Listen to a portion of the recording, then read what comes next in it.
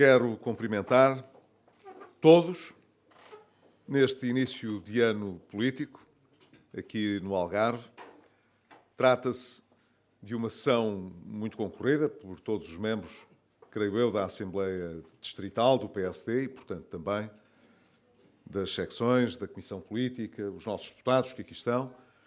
Cumprimento todos na pessoa do Presidente da Distrital, que agora acabou de intervir, e endosso daqui um abraço muito especial ao nosso anfitrião desta noite, o Sr. Presidente da Câmara de Albufeira, que aqui está, não nessa qualidade, mas, como eu disse, de nosso anfitrião aqui neste município, onde temos pergaminhos, como em outros municípios do Algarve e do país também, onde temos uma obra que julgo é bastante impressiva e que as pessoas reconhecem como sendo importante, não apenas por aquilo que já conseguimos atingir ao longo dos anos, mas também por aquilo que traz de ambição para o futuro.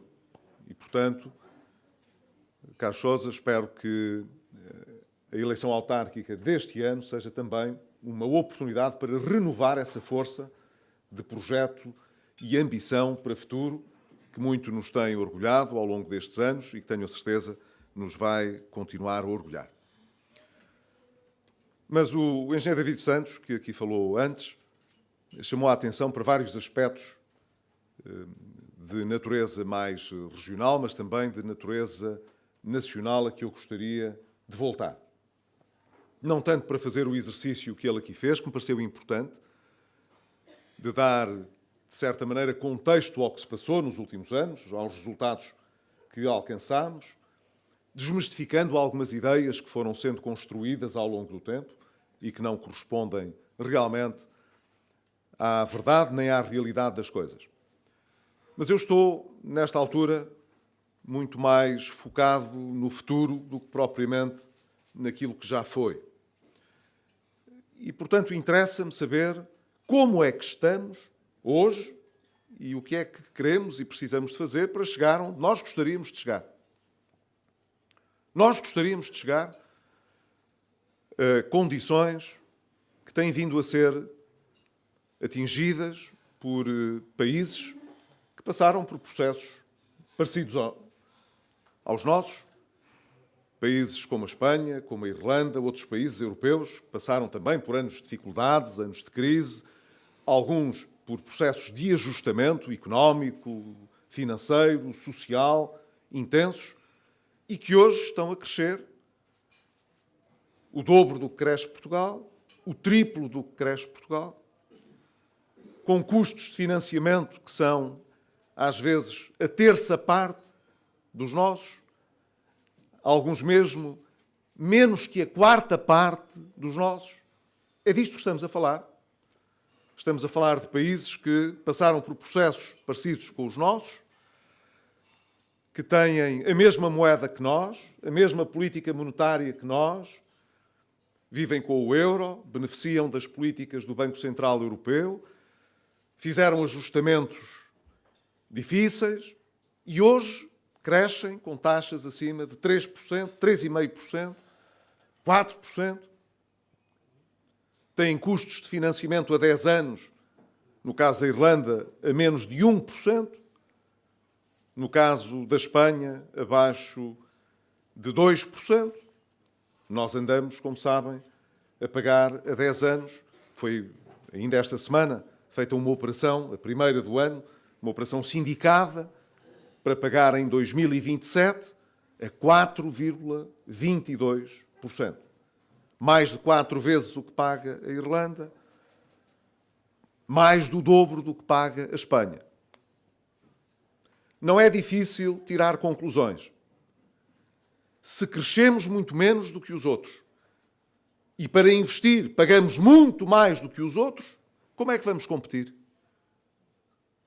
Se tudo continuar desta maneira, o resultado que se adivinha, não é preciso ser uma pessoa particularmente bem informada para poder extrair esta conclusão, ela é lógica, entra pelos olhos adentro de qualquer pessoa.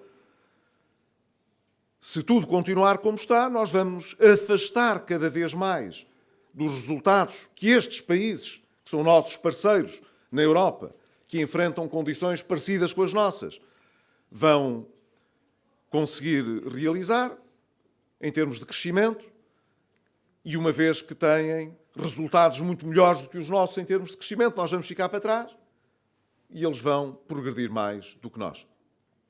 O que significa que terão melhores condições para realizar uma justiça social melhor do que a nossa, porque a justiça social, evidentemente, também pressupõe redistribuir melhor a riqueza que se gera e não a pobreza. Também podemos ser mais iguais distribuindo a pobreza, mas não é esse o nosso objetivo. Não é essa a razão por que estamos na política, porque queremos fazer reformas. Não é para ficarmos todos cada vez mais iguais, mas mais pobres. É para podermos ter melhores condições de partida para escolher um caminho que nos possa colocar no futuro num nível de desenvolvimento maior, de maior crescimento e de, portanto, dar a todos, com esse crescimento, com esse rendimento, com essa riqueza gerada, melhores condições para ter melhor saúde, melhor educação, melhores serviços públicos, mais igualdade de oportunidades e por aí fora. E ainda para poder investir, depois de pagar aquilo que devemos, para poder investir naquilo que nos pode ainda diferenciar para o futuro. É assim, apostando naquilo que temos de bom, seja ele o turismo, olhando para a sua qualificação, como é evidente, para dele poder extrair mais valor. Nós não podemos multiplicar as praias que temos, nem a montanha que temos, nem a cultura que temos. Não a podemos multiplicar. Mas, se calhar, podemos valorizar ainda mais aquilo que temos e, com isso, acrescentar valor aos serviços que prestamos. E, se acrescentarmos esses valores, mais rendimento cá fica, mais emprego cá fica. E isso irá permitir-nos, com certeza, como eu disse, pagar o que devemos e ainda apostar numa redistribuição mais equilibrada para o futuro. Isto é o que nós queremos. Mas não é aquilo que o país está a fazer agora. Porque é que existe, então, uma percepção que eu acho que é mais veiculada do ponto de vista mediático do que sentida real pelas pessoas. Mas não há dúvida de que o governo, em termos mediáticos, vende muito e os partidos que apoiam do lado da maioria parlamentar o governo esforçam-se muito por vender uma ideia de que agora sim, agora é que as coisas estão a correr bem e agora é que as coisas vão passar ainda a ser melhores. Uma parte daquilo que foi a política, a chamada política de devolução de rendimentos, vai ser comida pela inflação. Isto mesmo hoje já é reconhecido entre os próprios partidos da maioria. Devem ter reparado que o secretário-geral do Partido Comunista Português já veio chamar a atenção, que não está assim tão entusiasmado quanto isso, com o nível de rendimentos a que se chegou para este ano, porque há uma parte grande dos aumentos que se vão refletir no bolso das pessoas e que vão comer os rendimentos que as pessoas supostamente tiveram a mais do que no ano anterior. A inflação, de facto, está a subir e a inflação, como todos nos recordamos, sobretudo aqueles, enfim, que têm um bocadinho mais de memória, mas julgo que a maior parte das pessoas ainda tem essa noção, a inflação é um imposto escondido. Se o nosso rendimento não aumentar, mas aumentarem os preços, o que temos na carteira vale menos. Se vale menos, nós ficamos mais pobres, em termos relativos. Esse dinheiro rende-nos menos. Portanto, quando alguém negocia connosco aumentos, a gente tem que ter uma noção se aquilo que nos estão a dar a mais chega para os aumentos de preços que vamos ter de enfrentar. E já sabemos que aquilo que, em termos de atualização das pensões, de atualizações de rendimentos, de que estamos a falar em média, são rendimentos abaixo da inflação. Há uma exceção a que já me referirei mais daqui a pouco, porque acho que vale a pena deter-nos uns minutos à volta dessa matéria e que envolve a atualização do salário mínimo nacional.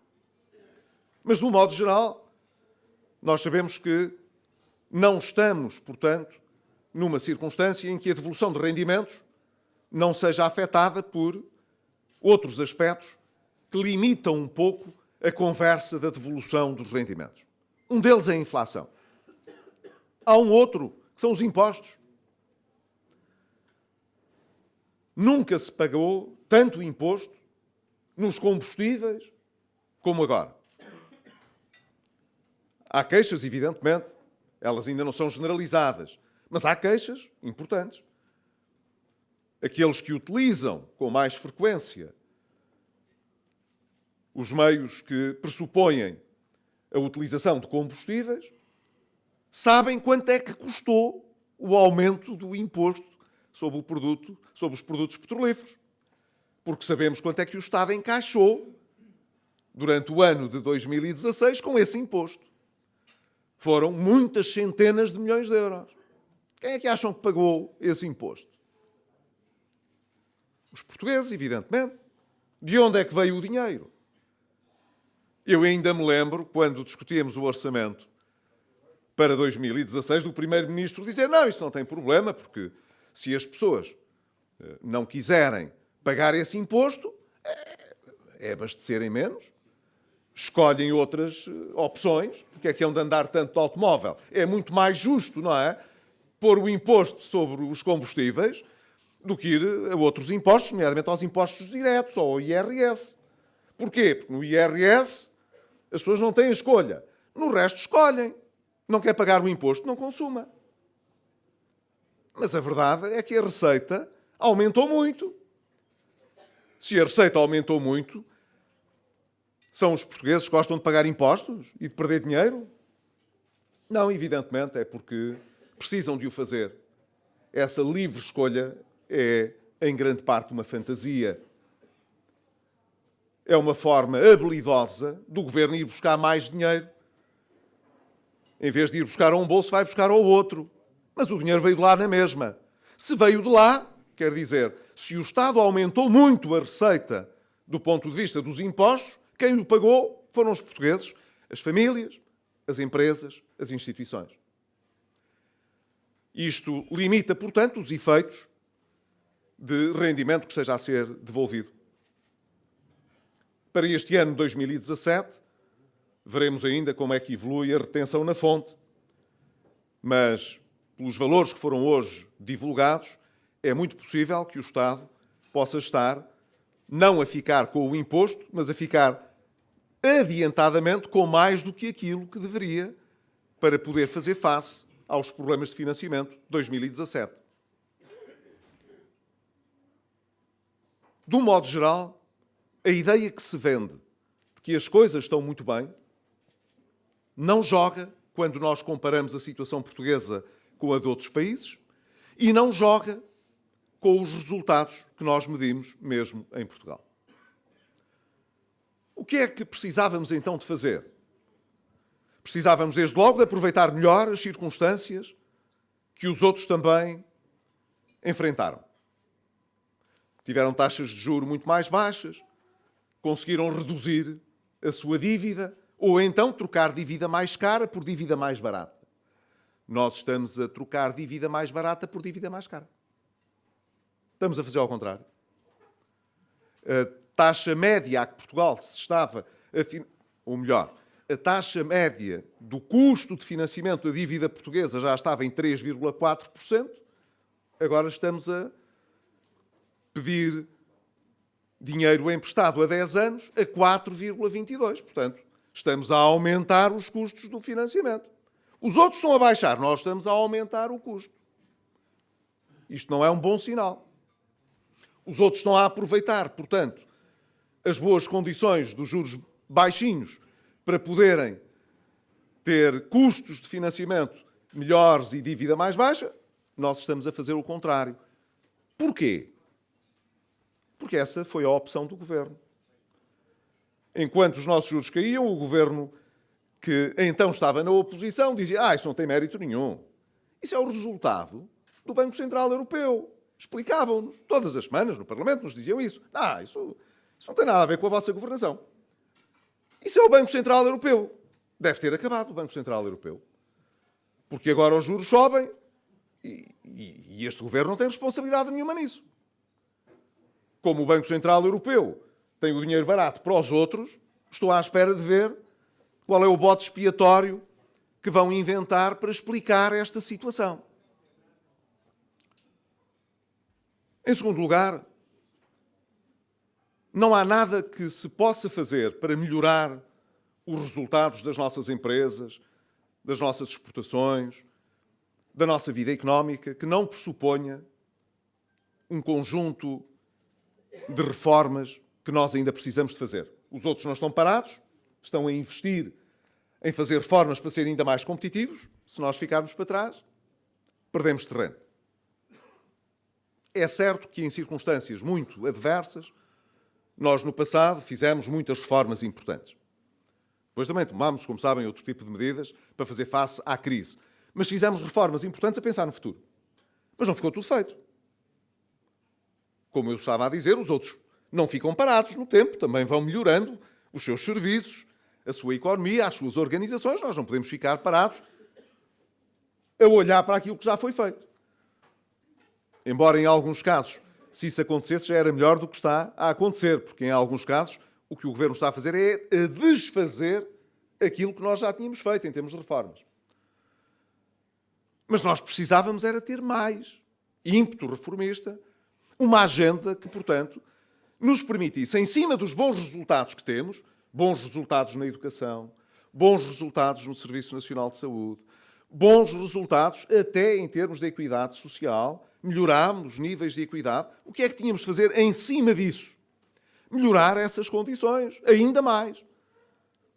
Conseguir que o Estado pudesse funcionar ainda melhor, de modo a que as empresas e as famílias e as instituições não demorassem tanto tempo, às vezes, à espera de processos de licenciamento, de decisões que são importantes para que os nossos clientes, para que os nossos futuros clientes, utentes, possam melhorar a qualidade dos serviços ou os seus próprios investimentos. Há muito que podemos fazer ao nível do Estado para melhorar o funcionamento da sociedade portuguesa. Deste governo não se conhece uma ideia para melhorar, seja o que for, ao nível de reforma do Estado. Pelo contrário, fica assim uma espécie de ideia ultraconservadora de não querer mexer em nada. Porque mexer, seja no que for, pode dar como consequência alguma perturbação, chatear alguém, aborrecer alguém, e isso é muito mau porque afeta a popularidade do governo.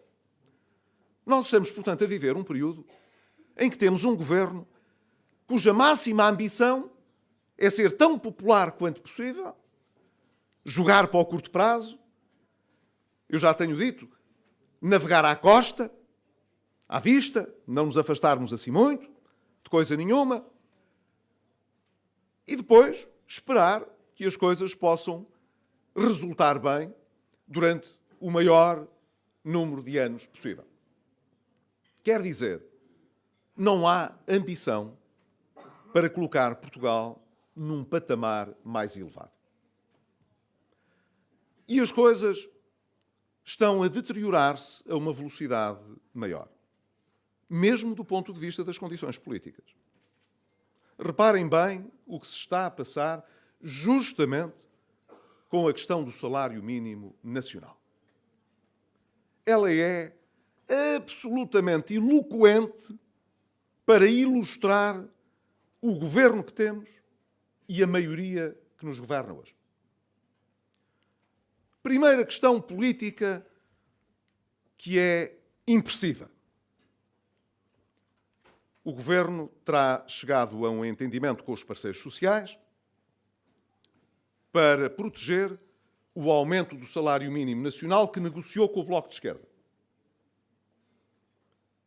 E foi assim. Primeiro negociou com o Bloco de Esquerda qual era o valor do salário mínimo nacional e depois foi à concertação social ver como é que podia pôr os parceiros a concordar com aquilo. não houve nenhuma negociação em torno do valor do salário mínimo nacional. Antes da negociação se ter encetado, a suposta negociação se ter encetado na concertação social, o valor já estava definido. Já tinha sido assim em 2016. Voltou a ser assim para 2017. O Governo já tem no seu programa quanto é que vai ser o salário mínimo até ao final da legislatura. Já disse, 600 euros. Claro, o Partido Comunista quer mais. Mas acha que 600 não é mau. Então estamos a negociar e a consertar o quê? A decisão já está tomada, o Governo já decidiu. O valor é aquele. Mas depois quer que os parceiros sociais concordem. E faz aquilo a que se chama uma autêntica chantagem. Não é uma negociação, é uma chantagem. Dizem assim, olha, eu já tomei a minha decisão. Agora, como sabemos que essa decisão vai afetar as empresas, vai custar às empresas, porque não é o Estado que paga isso, são as empresas, o Governo pergunta às empresas uma coisa deste género. Olha, o que é que o senhor prefere? Quer levar o tiro no braço, na perna, ou prefere levar uma paulada? Os empresários dizem uma paulada. Uma paulada é melhor do que levar um tiro. E então, se for um tiro, enfim, numa coisa mais periférica, melhor. Então, se o senhor concordar, a gente arranja uma maneira de os compensar. Já fizeram isto o ano passado. Voltaram a fazer isto este ano.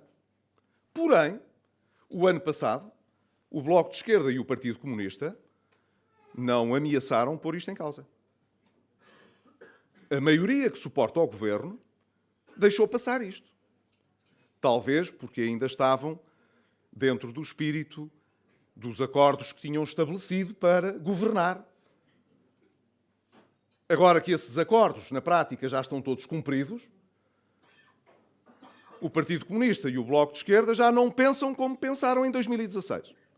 Agora dizem assim, não, os senhores não podem usar a TSU para fazer esse negócio na concertação social. O ano passado não teve problema. Este ano tem. E então, o que é que o Governo e o Partido Socialista faz? Critica o PSD. É exatamente assim. Uma coisa extraordinária. Não negociaram connosco nem o salário mínimo, nem nos perguntaram até onde é que podiam ir na concertação social. E bem, como todos sabem, nós não fazemos parte da geringonça. Somos o maior partido português, mas como estamos na oposição, é natural que o Governo não perca muito tempo a falar connosco sobre estas matérias, nem tem que falar, nós não somos da geringonça. Toda a gente sabe isso. Portanto, é muito natural. O Governo vier a ter falado com o Bloco de Esquerda, com o Partido Comunista e com o PEV, com quem tem um acordo para governar. E esses partidos que o ano passado não levantaram nenhum problema quanto a esta concertação que foi feita, este ano levantaram. E o Governo e o Partido Socialista, em vez de criticarem o Bloco de Esquerda e o Partido Comunista e o PEV, insultam o PSD.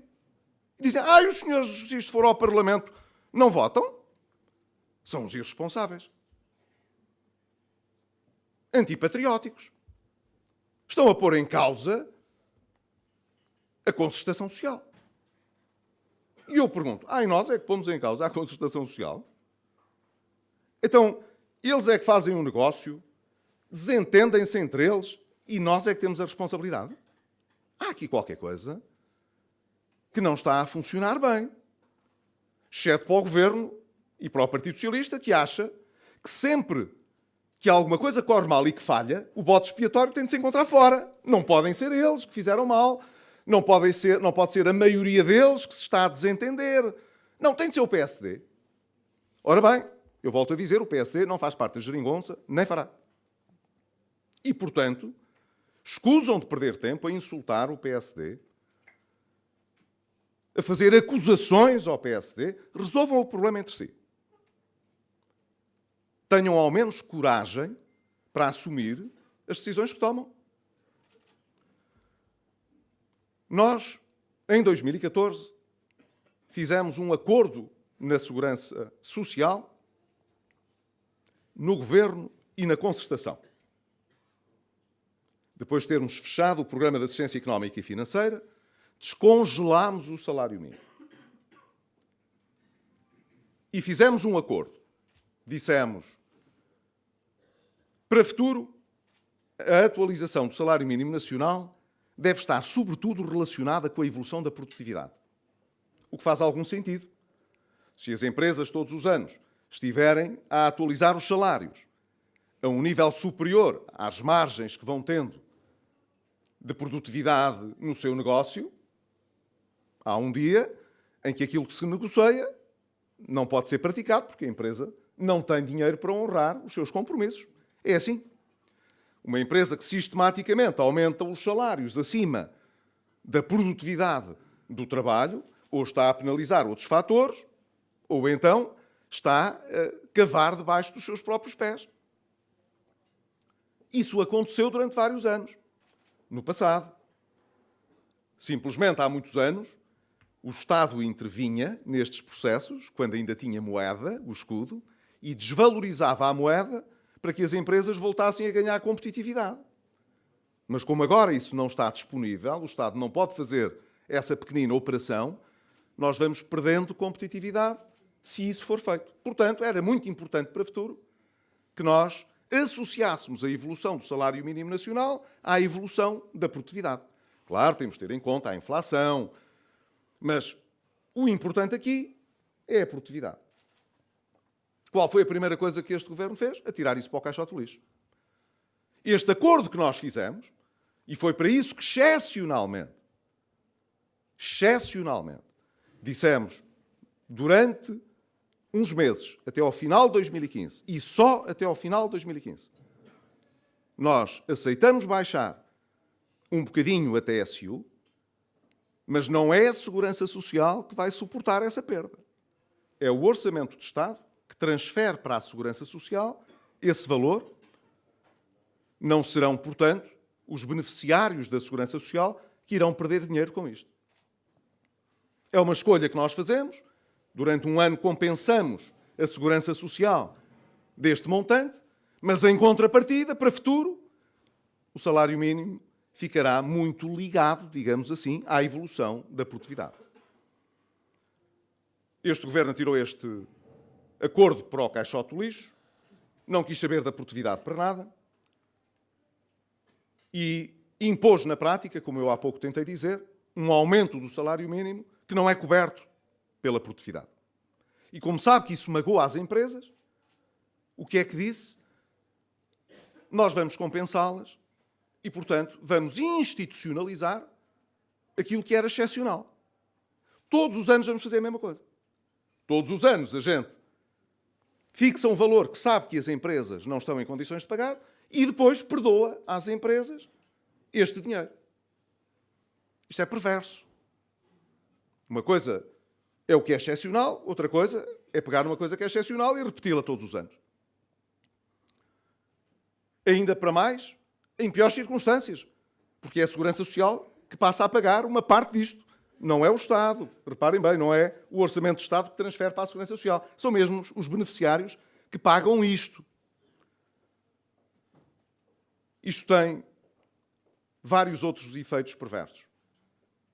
À medida que a medida é repetida, mais incentivos as empresas têm para contratar com o salário mínimo. Ficam a pagar uma TSU mais baixa. O que quer dizer que dentro de um certo leque salarial convém às empresas que as pessoas ganhem o salário mínimo. E agora vejam, portanto, a perversão completa de tudo isto. Um governo que diz que o que quer é melhorar os rendimentos e os salários e o que quer, portanto, é uma economia com salários mais altos, está a promover os incentivos para que os salários sejam os mais baixos. Porque esse é o incentivo que se cria. Isto é a perversão total. Eu julgo que a mensagem que o PSD já transmitiu nesta matéria é muito clara. Nós achamos mal o que o Governo fez em 2016 e achamos mal que o Governo tenha feito o mesmo para 2017 e se proponha fazer o mesmo para 2018 e por aí fora. Não peçam o nosso apoio para isso. Se de entre a maioria não se entendem para resolver este problema e forem os próprios partidos da maioria a levar a questão à Assembleia da República, o nosso voto não tem. Isso que fique claro. Agora eles que resolvam a situação, mas que expliquem ao país quer as perversidades, quer o custo de andar a dizer que o salário mínimo deve ser o que é. Nós que defendemos a melhoria do salário mínimo e que o aumentamos, quisemos que ele refletisse a evolução da capacidade da economia para pagar melhores salários. Este governo faz de conta. E como faz de conta, arranja vários artifícios para esconder os custos verdadeiros do que na prática mandou pagar. E isto é assim com o salário mínimo. É assim com a saúde, onde as dívidas estão outra vez a aumentar. Os hospitais cada vez têm mais dificuldade em pagar a horas, portanto, aumentam os prazos de pagamento aos fornecedores. A qualidade dos serviços, mais dia, menos dia, acabará por se ressentir desta maneira de estar, que é a de fantasiar que as coisas correm bem, quando, na verdade, as coisas se degradam no dia-a-dia. E o que eu quero dizer é que isto não tinha que ser assim. E não tem que ser assim. Nós podemos perfeitamente, em Portugal, cumprir critérios de disciplina, de rigor, de exigência, combinando paulatinamente resultados com mais qualidade, com mais rendimento e, portanto, com melhores condições para combater as desigualdades e as injustiças. A prova é que nós estávamos a fazer isso, sem com isso estar a correr riscos desnecessários, a impor custos superiores, a degradar as condições para o futuro. Nós sabemos bem, nas nossas vidas, que quando queremos alcançar alguma coisa mais difícil, nos temos de esforçar um pouco mais. É assim. A menos que se herde, que de repente haja, portanto, alguém que nos beneficie de uma forma unilateral, inesperada. Quem quer alcançar melhor sabe que tem de se esforçar um pouco mais. Se fizer sempre o mesmo, é muito difícil que possa obter um resultado muito diferente daquele que já teve. Se quer mais e melhor, tem de se esforçar um pouco mais a cada dia que passa. Sabendo que nesse esforço, uma parte é feita com gosto, com a motivação de que estamos a preparar coisas melhores para o futuro. Podemos, um mês ou outro, não estar tão bem, mas sabemos que estamos a investir para o futuro. Que vamos chegar a um patamar superior. Era isto que nós propunhamos, era isto que estávamos a fazer e é isso que nos move hoje. Infelizmente, aquilo que estamos a ver é exatamente o oposto. É aguentar, aguentar, aguentar. Fazer de conta que está tudo a melhorar e depois aguentar. Ir empurrando com a barriga, navegando à costa. Não é assim que se constrói o futuro. A nossa ambição é que Portugal possa construir realmente, de uma forma sustentada, um futuro em que os portugueses possam acreditar. Sabemos que não temos a mesma conjuntura externa que tivemos no passado recente. Ela agora é mais incerta. Há muitas coisas que já não dependem de nós. E já começamos a ouvir alguns membros do governo, alguns dirigentes da maioria, a prepararem as desculpas. As coisas lá fora estão complicadas. Ora bem, aqui não há grandes surpresas. Costuma-se dizer, quem vai para mar avia sem terra. É assim. O mundo não é um lugar desconhecido para nós. Os riscos externos nós conhecemos. Não queremos com isto dizer que não podemos aqui ou além ter surpresas que dispensaríamos. Mas dizer que o contexto externo é todo ele, em si, uma surpresa enorme com que não contávamos, não corresponde à verdade. Nós sabíamos que havia riscos que estavam à nossa frente. Alguns deles podiam concretizar-se. Alegremente, o governo ignorou-os e quis agradar. E eu espero que o preço por querer agradar não seja muito caro para o futuro, porque acho que nós devíamos ambicionar poder regressar a um esforço de governo sem termos de passar pelas dificuldades que já passámos anos antes. Acho que também temos direito a poder mostrar que sabemos ter um país a crescer, com mais justiça social, a funcionar melhor, como outros países, nossos parceiros, têm conseguido. Mas para isso, o PSD não pode demitir-se da sua função. Deve posicionar-se aos olhos dos portugueses como o partido que não está a olhar para o dia-a-dia nem para a popularidade fácil, mas que tem um projeto com ambição para Portugal.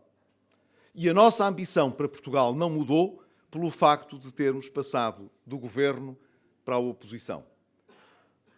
Mantemos o mesmo nível de responsabilidade, o mesmo nível de ambição e olhamos para os portugueses levando-os a sério da mesma maneira. E, evidentemente, sempre, mas sempre, respeitando as escolhas que os portugueses fazem e farão. Mas quem não pensa pela sua cabeça e não segue o seu caminho, dificilmente é respeitado pelos outros. E se não for respeitado pelos outros, de pouco vale ter o poder em certos momentos. Aquilo que se consegue fazer do poder em certos momentos, quando se não é respeitado, traz mais aborrecimentos e retrocessos do que progresso e desenvolvimento. E no nosso partido, nós, quando olhamos para o futuro, olhamos sempre com ambição, não é andar para trás, é construir em cima daquilo que já alcançamos. Um bom ano para todos.